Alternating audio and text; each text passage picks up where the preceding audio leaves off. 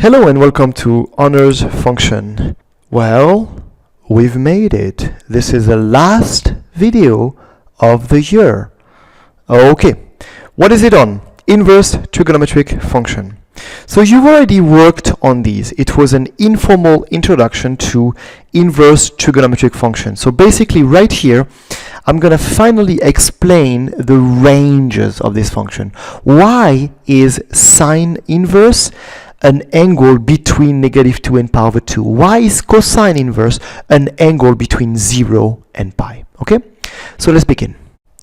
Alright, so guys, I'm looking at the graph of sine whose domain is all real number and whose range is -1, 1. Well, this graph, this sine function, does not pass the horizontal line test, right? A horizontal line will cut the graph in an infinite number of points. So this function is not 1 to 1. It does not have an inverse. Now what we do in math sometimes when we need an inverse function, we restrict the domain. So let's begin at 0 right here, and let's see when sine stop becoming 1 to 1. So far right here it's good, right? Passes the horizontal line test. All good, all good, all good, and you gotta stop there. You gotta stop there, because if you go back, you're not gonna pass the horizontal line test. How about the other direction? You go right here, all fine, and you stop right here, right?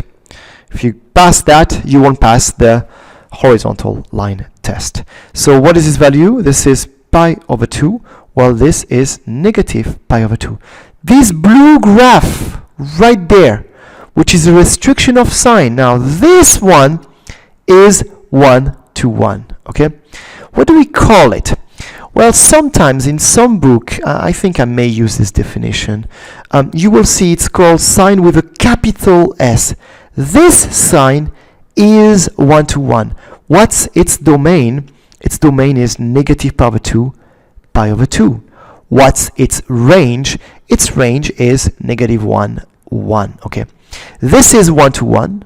It's a 1 to 1 function, therefore it passes the horizontal line test, therefore it has an inverse, and the inverse is called the arc sine. Okay, again, that's something I've noted before as sine inverse, sine minus 1. So what's the domain of arc sine? It is -1, 1. What's the range? Finally, right here. That's why negative pi over 2, pi over 2. That's the range. Now guys, you've done a lot of work with arc sine and arc cos, so I'm not going to go over these examples here. They are in my notes. Please complete them, but at this point they should be pretty easy. I will do some domain and range problem though, okay?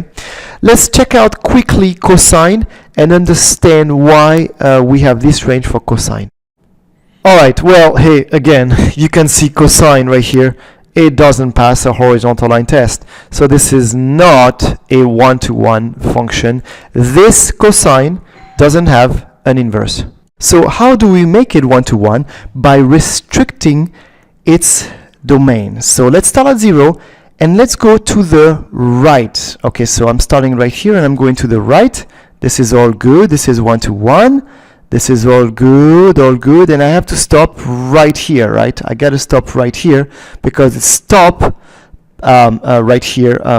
If I go further, I will not pass the horizontal line test. So, and I cannot go on the other side, right? Or I won't pass the horizontal line test. So you see, the cosine that is 1 to 1, the cos with a capital C, goes between 0, pi, and it goes into -1, 1.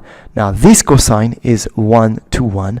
Therefore, it has an inverse, and its inverse, arc cos, has for domain -1, 1, and for range, it has 0, pi. Okay, and arc cos is what you call cos minus 1, cos inverse. All right, so that's the explanation for the ranges of sine and cosine.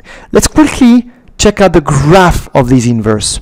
All right, we know how to find the graph of an inverse function. Let me start with this one right here, sine. So to find the graph, you need to plot the line of equation y equals x. Now the problem here is that this is supposed to represent 1 right here, and this is supposed to represent 1.5. So 1 should be, I'm guessing 1 should be like somewhere here, right? Pi over 2 is about 1.5. So here we go. Here's a line y equals x right here, okay, like that. And then you're supposed to take the symmetric with respect to this line y equals x. So I'm expecting my inverse sign to somewhat look like this, like that, okay? It's kind of a bizarre graph. It's kind of a bizarre graph, and it's not that important, okay? So check in my note, I did it more precisely, but this graph is not that important, okay? Let's check out the graph of inverse cosine. Okay, so here again, this is 1.5, right here, 1.5, right? And this is supposed to be 1. So 1 should be like right there. Here we go. Okay, now I need to take the symmetric of that with respect to the line y equals x. So let's do a little bit of art here. It goes, I guess it's gonna go, oh, I'm not very good at it. It should go something like that, right? I think.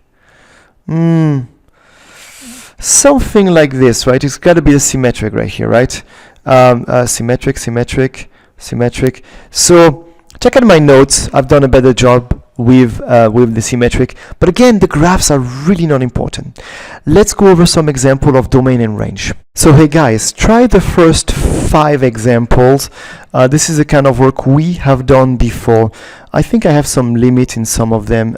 If you can do them, I'll explain to you when I'll be in class, okay? All right, let's go over the domain and the range of this function. So we're gonna do that with some graph transformation, right? So let's start with domain. Please, in the notes, make sure you put a plus right here, okay? It has to be a plus, not a minus. So you take everything inside this arc cos, right? And arc cos is defined between -1 and 1. That's it. That's all. That's a domain of arc cos, okay, between -1 and 1. So solve this inequality for x, and you'll be done. So let's add 1 everywhere. Here we go. Here we go. 2. Let's multiply by 2. So 0 square root of x smaller than 4. And so if the square root of x is between 0 and 4, what can you say about x? Well, x better be smaller than 16, right? So my domain is 0, 16. Again, we can check it graphically. Okay, you can grab the function and make sure it's not defined outside 0, 16. All right. For the range now, well, the range, you're not looking at this for the range, you're looking at this right here. You start with the range of arc cos, and you know what it is 0, pi, okay? What happens to this range right here?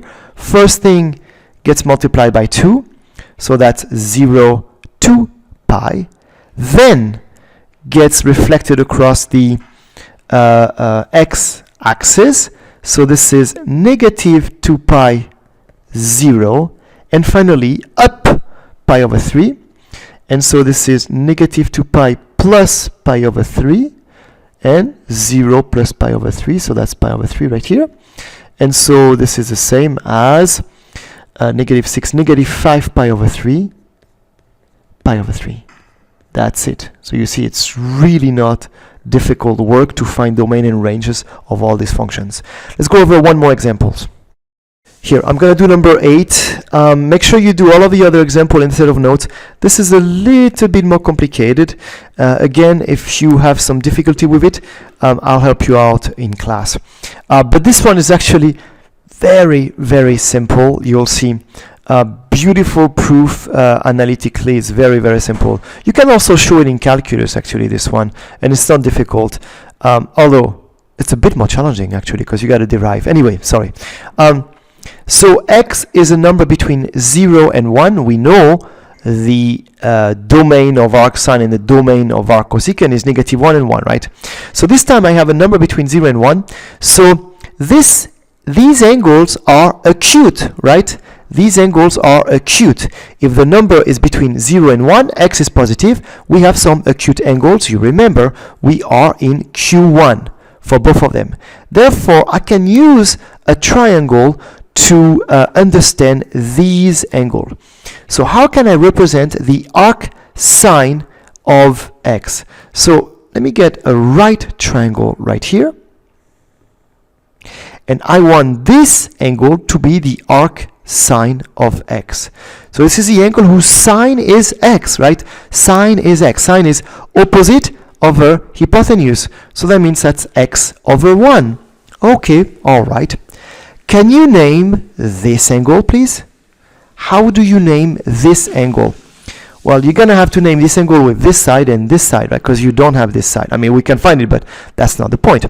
So this angle is what? Adjacent. What's the adjacent over the hypotenuse? It's x, right?